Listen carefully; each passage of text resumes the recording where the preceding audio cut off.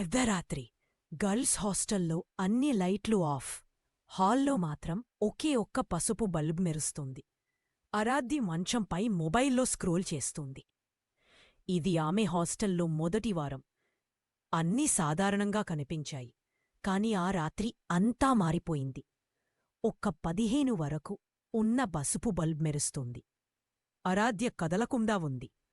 Roommate నిద్రలో ఉంది. మళ్ళీ వినిపించింది. ఈసారి దగ్గరగా.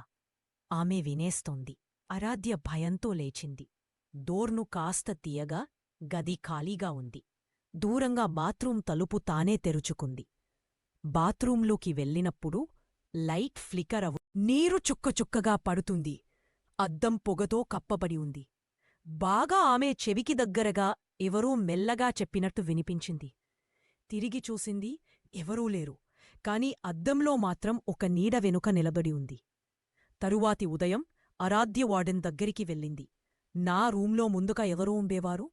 వార్డెన్, కావ్య గత సెమిస్టర్లో ఇక్కడే చనిపోయింది. ఆరాధ్య నెమ్మదిగా తన మంచం వైపు చూసింది. అదే కిటికీ పక్కది. ఆ రాత్రి మళ్ళీ అదే గొంతు వినిపించింది. నువ్వు నా స్థానం తీసుకోకూడాదని చెప్పాను కదా.